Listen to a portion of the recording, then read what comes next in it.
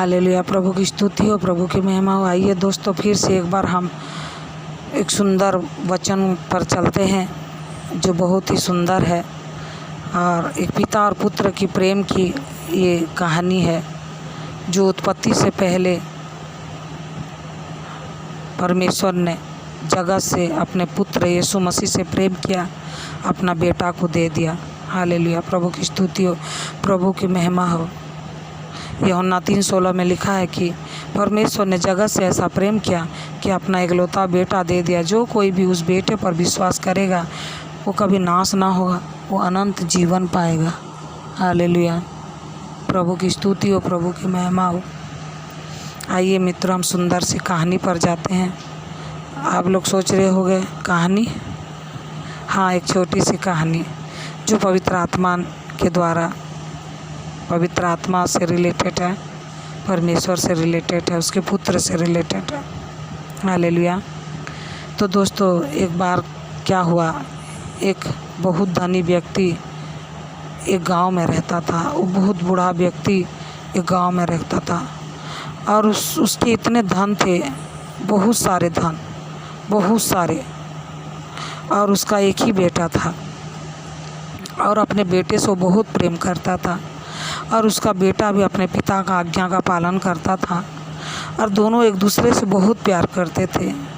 एक दूसरे से कभी भी अलग नहीं हुए थे, एक दूसरे के बिना जी नहीं सकते थे, ऐसा प्यार करते थे। लेकिन उसका बेटा छोटे छोटे लोगों के भाई बहनों को देखता और उदास हो जाता, अपने मन में सोचता कि मेरे भी काश भाई बहन होते। तो उसके पिता ने उसके उदासी मन को देखकर, चेहरे को देखकर पूछा, बेटा क्या हुआ?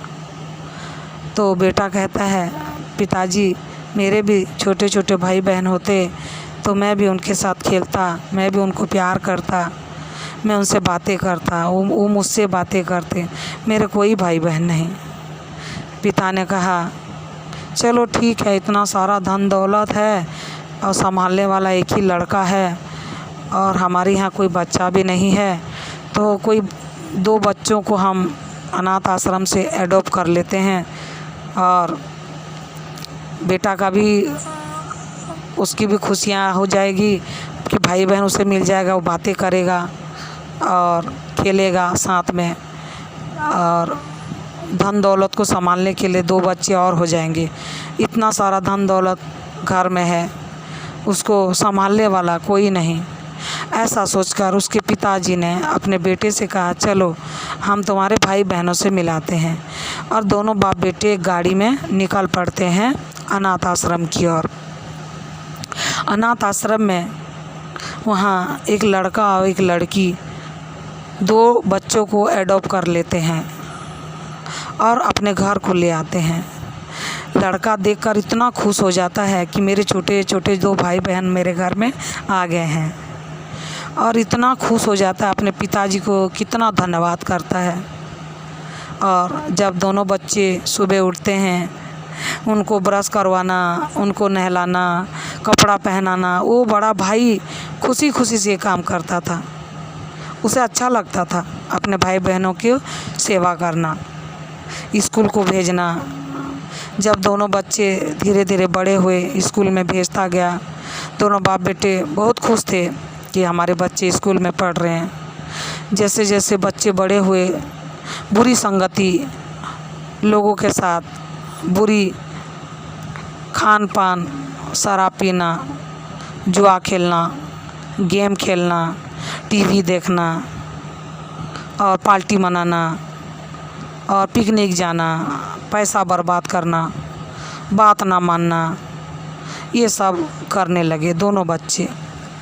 बड़ा भाई उनसे बहुत प्यार करते थे, और पिताजी भी उनसे बहुत प्यार करते थे, लेकिन दोनों बच्चे इतना ढीठ हो गए कि अपने भैया का, अपने पिताजी का बात भी मानते नहीं थे, और अपनी मन मर्जी करना शुरू कर देते थे। लेकिन घर में चोरी भी करते थे पैसों का। लेकिन एक दिन क्या होता है दोस्तों, जब ये बड़े होते हैं, कॉलेज पढ़ते हैं दोनों भाई बहन, और एक दिन क्या होता है दोस्तों, कि रात को 10 बजे ये लोग कार पे पार्टी मनाकर वापस घर लौट रहे होते हैं। एक बड़ा सा एक्सीडेंट होता है और एक्सीडेंट में ये दोनों पूरा बेहोश ज़मीन में गिर जाते हैं। उनके हड्डी पसली वो इतना खून बह जाता है और बहुत ही चोट लगती है। और उसी समय कोई मनुष्य उनको देखता है और एम्बुलेंस को फ़ोन करके बुलाता है और कहता है कि यहाँ पर एक्सीडेंट हुआ है, यहाँ 2 भाई बहन 2 बॉडी यहाँ पर हैं, चोट लगी हुई है, आ जाइए। तो एम्बुलेंस वाले आते हैं, उनको दोनों को उठा कर ले जाते हैं और हॉस्पिटल में भर्ती करते हैं और पता लगाते हैं उनके पापा मम्मी कौन है। तो पता मिलते ही उन्होंने फ़ोन करते हैं उसके पापा को और डॉक्टर लोग कहते हैं कि आपके 2 बच्चे हैं, यहाँ पर बहुत बड़ा एक्सीडेंट हुआ है, सारा खून निकल चुका है और अब आ जाइए, खून की ज़रूरत है। और हम लोग खून कोशिश कर रहे हैं, किसी का खून मैच नहीं हो रहा है। तो पिता दौड़ते हुए अपने बड़े बेटे को साथ में लेकर आते हैं और हॉस्पिटल में जैसे ही एंटर करते हैं डॉक्टर कहते हैं कि जल्दी से जल्दी करो, खून चाहिए।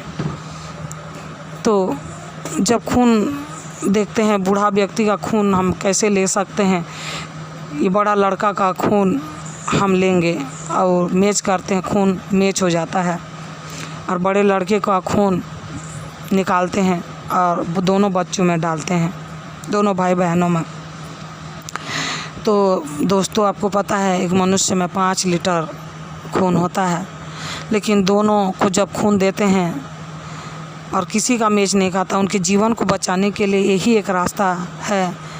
तो बड़ा भाई क्या करते हैं, दोनों को खून देते हैं और जैसे ही दोनों होश में आते हैं बड़ा भाई इतना कमज़ोर हो जाते हैं कि उनकी मृत्यु हो जाती है।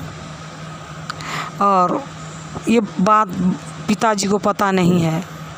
जब डॉक्टर बताते हैं कि तुम्हारे 2 बच्चे ठीक हो चुके हैं तो पिताजी खुश हो जाते हैं और बच्चों से भेंट करने जाते हैं लेकिन कमरे में, लेकिन उन्हें याद आता है अरे मेरा बड़ा बेटा जो खून दिया था वो कहाँ है। तो डॉक्टर कहते हैं कि हमको माफ़ कर दीजिए सर जी, आपका बड़ा लड़का जो हमने खून लिए इन भाई बहनों को देने के लिए और इतना वो कमज़ोर हो चुके थे कि उनको हम बचा नहीं सके, उनकी मृत्यु हो गई।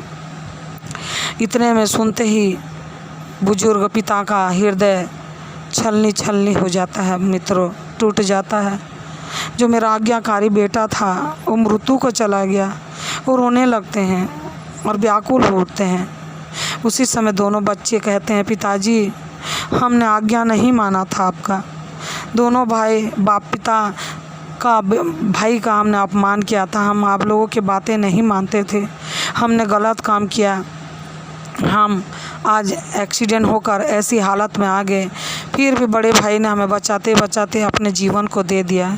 हम बुरे काम नहीं करेंगे पिताजी, आपसे हम आपकी आज्ञा मानेंगे और हम आपके बड़े लड़के की तरह ही आज्ञा मानकर आपके साथ रहेंगे। ऐसा दोनों भाई बहन बदल जाते हैं और आज्ञाकारी बन जाते हैं और अच्छे अच्छे काम करते हैं, उनका जीवन बदल जाता है। लेकिन वो पिता का क्या जो अपने एक लूटे बेटे को ढूंढ रहा है, रो रहा है। ये तो अनाथ आश्रम वाले बच्चे हैं, अपने खून थोड़ी हैं, ये तो लेपालक पुत्र हैं। लेकिन यहाँ पर उसका खुद का बेटा मर गया है, वो रो रहा है और कह रहा है मेरा बेटा तू कहाँ चला गया, और वो व्याकुल है मेरा बेटा कहाँ गया। वो पागल जैसा हो रहा है कि मेरा बच्चा कहाँ चला गया, जो मेरी आज्ञा मानता था, मेरे साथ रहता था, मैं उसके बिना जी नहीं पाता था। वो मुझसे कभी अलग नहीं हुआ था, न मैं उससे अलग हुआ था।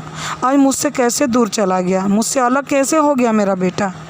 यही कहकर बूढ़े व्यक्ति का हालत ख़राब है और रोए जा रहे हैं, रोए जा रहे हैं, रोए जा रहे हैं। उसके बच्चे लोग आंसू पोंछ रहे हैं, कह रहे हैं पिताजी मत रोइए, बड़े भाई तो चले गए लेकिन हम लोग बड़े भाई का जगह लेंगे और हम तुझे संभालेंगे पिताजी, ऐसा कहकर गले लग जाते हैं दोनों बच्चे।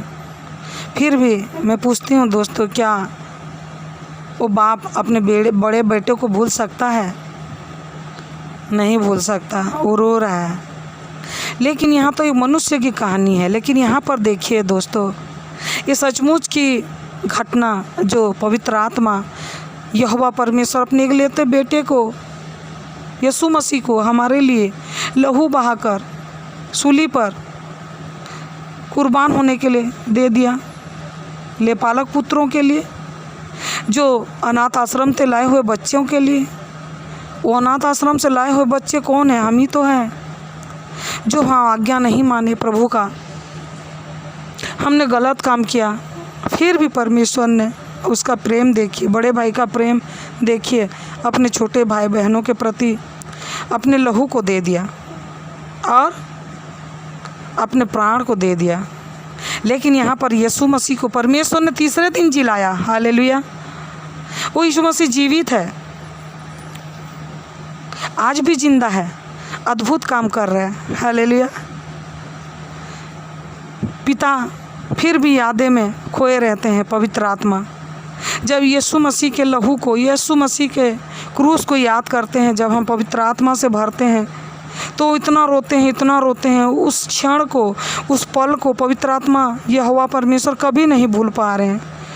आज 2023 साल हो गए हैं इस घटना को। लेकिन पता है मित्रों, वचन में क्या लिखा है?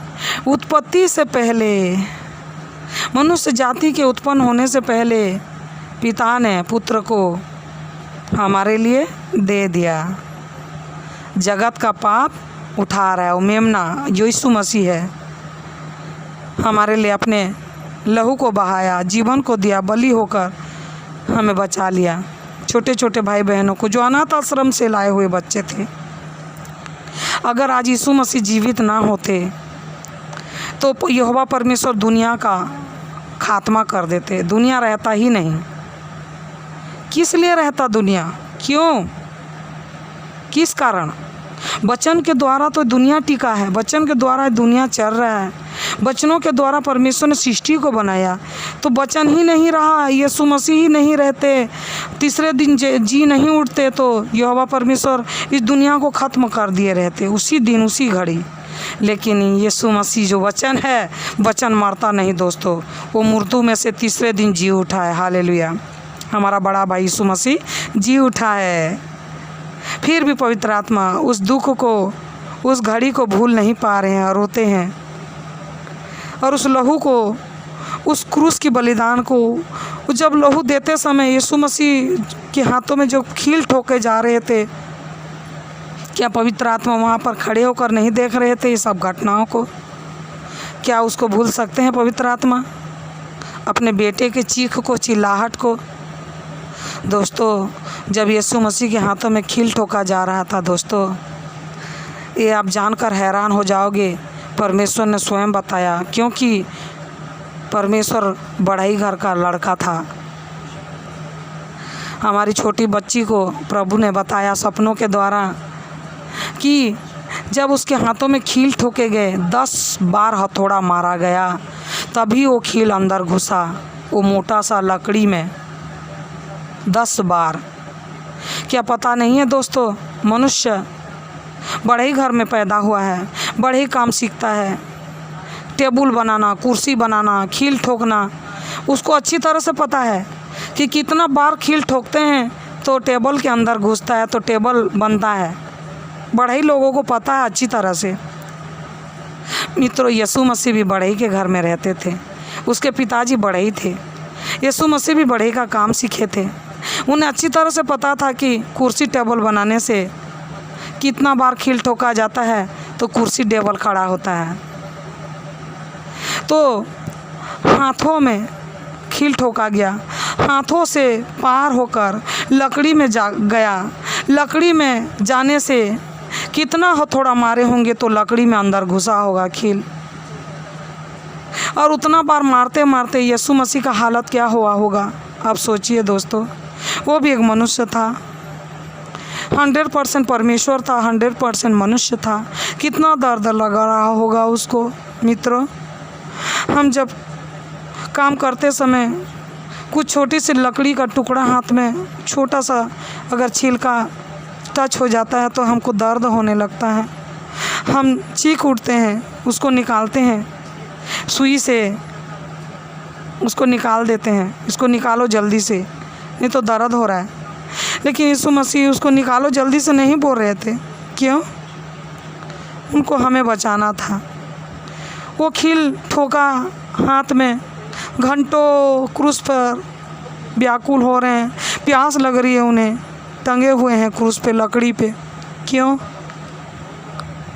अनाथ आश्रम के बच्चों के लिए, जो अनाथ आश्रम के बच्चे आए हैं, लेपालक पुत्र पुत्री हम लोग, क्योंकि उसने ख्वाहिश किया था कि मेरे भी भाई बहन होते, मैं भी उसके साथ खेलता, मैं भी उनसे बात करता। ये बड़ी गलती कर दिया उसने, और आदम को बना दिया, हवा को बना दिया खेलने के लिए, भाई बहन कहने के लिए, अपने संगति में लेने के लिए। लेकिन मनुष्य क्या करता है? परमेश्वर को धोखा देता है, क्योंकि उसके खून में धोखा है। आदम हवा से चला आ रहा है, परमेश्वर को धोखा दिया। हवा आदम फल खाया, परमेश्वर का आज्ञा को उन्होंने नहीं माना, इस कारण वो पापी बने, मृत्यु आया उनके जीवन में। उनके बेटा बेटी हम लोग, हमारे भी जीवन में मृत्यु आया। तो ये सुंदर अद्भुत कहानी जो एक पिता पुत्र की है मित्रों, प्रेम कहानी है, प्रेम जो परमेश्वर प्रेम कहलाता है। हालेलुया। इसी प्रकार हम भी परमेश्वर से प्रेम करें, यीशु मसीह से प्रेम करें, खुदा से प्रेम करें, अपने पड़ोसी से अपने समान प्रेम करें, खुद से प्रेम करें, अपने भाई बहनों से प्रेम करें, अपने माता पिता से प्रेम करें। प्रेम ही परमेश्वर है। हालेलुया। परमेश्वर ही प्रेम है। हालेलुया। प्रभु की स्तुति हो, प्रभु की महिमा हो। प्रभु कहते हैं, अगर तू अन्य न भाषा बोले, अगर तू विश्वास इतना करे कि सब कुछ तू चमत्कार हो, विश्वास के द्वारा सामर्थ्य के काम हो, अगर तुझ में प्रेम नहीं तो तू ठनठनाता पीतल और झनझनाती जहाज का। हालेलुया प्रभु। इसलिए प्रेम करो पिता, परमेश्वर से मांगो प्रेम, वो उड़ेल देगा आपके हृदय में। हर एक लोगों से प्रेम करो। हालेलुया। इन वचनों को प्रभु इनके हृदय तक पहुँचे, यीशु के नाम में हम प्रार्थना करते हैं। पिता टच करे पवित्र आत्मा इनके हृदयों में। ये कहानी पिता पुत्र की कहानी सुनते ही लोग पवित्र आत्मा से भर जाएं पिता। और प्रभु तेरा दर्शन देखे पिता कि कैसे तू लहूलुहान हुआ पिता, कलवरी क्रूस में टंगा हुआ है पिता, हमारे खातिर दुख सह रहा है पिता। वो दर्शन देखे, तेरे लहू को बहते हुए देखे पिता, और आत्मा में भर जाए, पवित्र आत्मा में भर जाए, दान वरदानों से भर जाए पिता यीशु के नाम में। सारे रोग बीमारी इनको छोड़कर चला जाए। अभिषेक कर पिता, इनको अभिषेक कर पिता, अभिषेक के कारण सारा जुआ तोड़ दिया जाएगा कहा प्रभु। अभिषेक कर पिता, सारे रोग बीमारी चले जाए इनके बॉडी को छोड़कर पिता। अंधे देखने लगे, गूंगे बोलने लगे, बहरे सुनने लगे, लंगड़े चलने लगे, रोगी चंगे हो जाए। यीशु के नाम में प्रार्थना करते हैं परम पिता। हर एक को छुए पवित्र आत्मा, यीशु मसीह की आत्मा अपने खील से छिदे हुए लहूलुहान हाथों से छुए और सबको चंगा कीजिए मेरे राजा। यीशु के नाम में हम प्रार्थना करते हैं परम पिता, सुनिए और ग्रहण कीजिए। आमीन आमीन आमीन आमीन। Hallelujah hallelujah hallelujah. प्रभु की स्तुति हो, प्रभु की महिमा। धन्यवाद धन्यवाद धन्यवाद धन्यवाद धन्यवाद धन्यवाद धन्यवाद पिताजी।